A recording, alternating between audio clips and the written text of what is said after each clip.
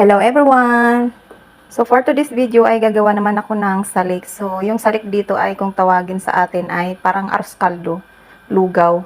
Dito ang ginagamit namin kapag salik ay American rice. So eto nag-umpisa na ako magpakulo ng chicken. So 2 pieces chicken pala yung ginamit ko kasi magpapadala kami sa kabilang bahay ng 2 breast chicken. So dinagdagan ko yung lulutuin ko. So ito, nilinis ko lang yung chicken and then pinapakulo ko. So inaantay kong lumabas yung mga dumi kasi tatanggalin ko lahat yan.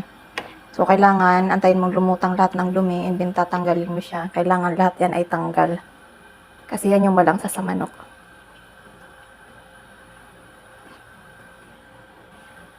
Yan yung mga lumulutang na yan, dumi yan.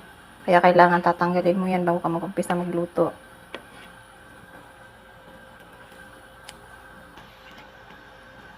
So, yan nakikita nyo yan, oh. Yan, mga dumi yan. So, yun yung mga dugo na lumulutang.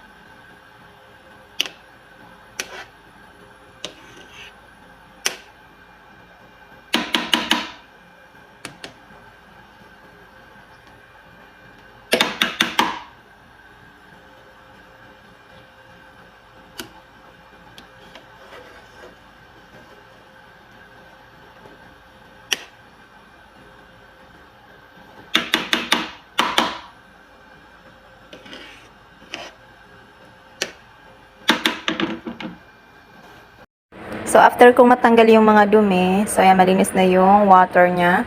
So, ito naman yung prepare ko para sa mga sangkap niya. So, yung onion, and then yung green onion, and then garlic, and bay leaves, black pepper seeds, and then yung star anise, kale, and then yung gurumpol. So, ito naman yung mga sangkap na gagamitin natin. So, ilalagay na natin kasi okay na malinis na yung water. Natanggal na yung mga dumi. So, ilalagay na natin lahat. And then, maglalagay na lang tayo ng salt. So, medyo damihan ko yung salt kasi mamaya paglagay ng rice, mawawala yung ano niya. So, ayan lang yung mga sangkap niyan. And then, pwede ka maglagay ng Maggi cubes. So, ako naglalagay ako ng Maggi cubes. Pero mamaya ko pa siya ilalagay.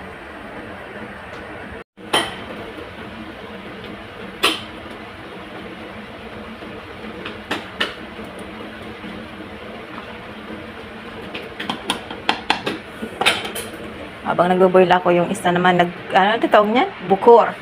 Nagsisibak ng bukor. So, ayan. Yan yung pangpatanggal ng amoy sa kusina. So, smell good. Naman yung gagamitin kong rice. So, ito yung American rice dito. So, ito yung special na rice na ginagamit sa salik. Hindi siya yung basmati rice. Mabango to, tapos medyo malagkit siya after maluto.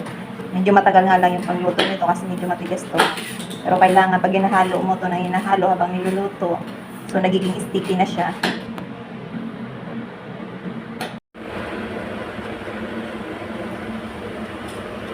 Lagay ko na ngayon yung Maggi cubes. So ito na nga, habang nagpapakulo ako ng chicken at nilagay ko yung mga spices. So dumating naman si Mudra dito, nakita niya akong nagbibideo. Sabi niya, ano na naman yan? Sabi kong gano'n, nagbibideo ako ng mga niluluto ko. Alam niya kasi na nag-upload ako sa YouTube. Alam niya na may mga upload ako na niluluto ko sa YouTube. And then bumaba siya dito. Dala-dala niya to. Yan, binigyan niya ako ng donut. So matamis na naman to. Binigyan niya rin yung kasama ko. Tigisa kami. So ayun, umakyat na siya. And then matagal muna kami nagchismisan bago umakyat. Ganyan yung pag bumaba dito. Chismis muna. So ngayon naman, itinatanggal ko na yung chicken sa pinaka, sabaw niya. Kasi yung sabaw ay paglulutuan na natin ng American rice. So ito naman, ilalagay natin to sa oven hanggang mag golden brown yung skin ng chicken bago natin siya isi-serve.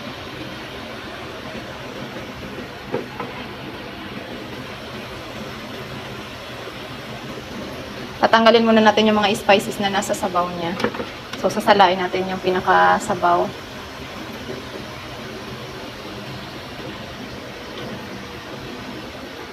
Kaya nagpo-cold storage na naman ako. So habang piniprepare ko pala to, nagagawa na rin ako ng chips. So ayan. So ito na yung naluto kong una. So ilalagay ko naman to dito sa sabaw. Kaso magsasala muna ako. Salihan ko yung panakasakal na chicken.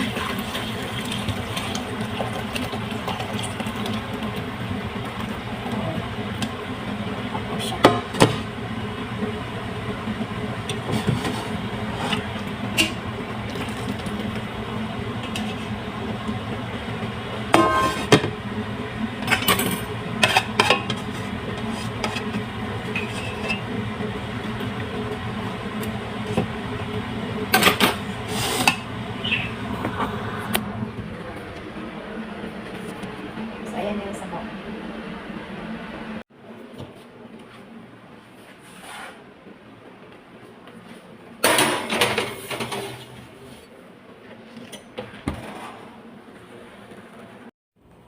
So, ito naman yung salad para sa salik. So, kapag nagluto ka ng salik, so ito yung kapartner nila na salad. So, nag-slice ako ng small tomato, nag-shred ako ng carrots, and then cucumber, and then bugdunos. So, parsley. So, paghalo-halo lang natin yan sa isang bowl.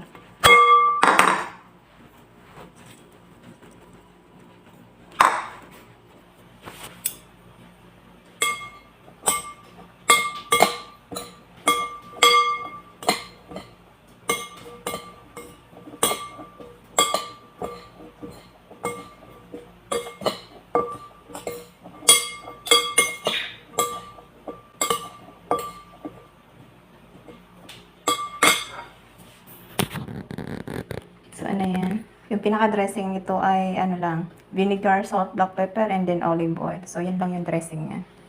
I-mix mo lang yung apat na yun, and then ilalagay mo na siya dito. So, ngayon, hindi ko pa siya nilalagay kasi mamaya pa naman sila kakain. So, pag inilagay mo na kagad yung dressing, tendency niyan, hindi magiging first tingnan yung salad mo. So, kailangan bago ka magkainan, saka mo lang ilalagay yung dressing. So, after ko gumawa ng salad, so gumawa naman ako ng dugo. So, ito yung magiging sausawan nila. So, ayan.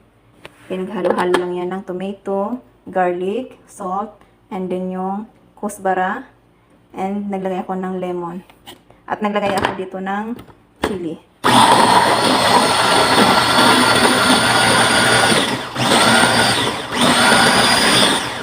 So, ayan. Okay na yan.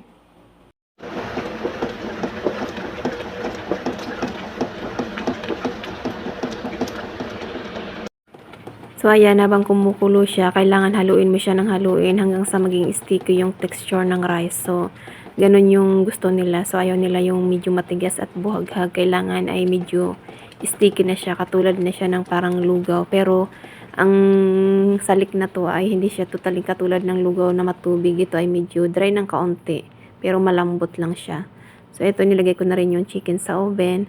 And then, nung sinerve ko pala, so hindi ko na siya nabidyohan ng maayos. Hindi ko na napakita sa inyo kung paano pag-serve. Pero, ito na yung kinalabasan after nilang kumain.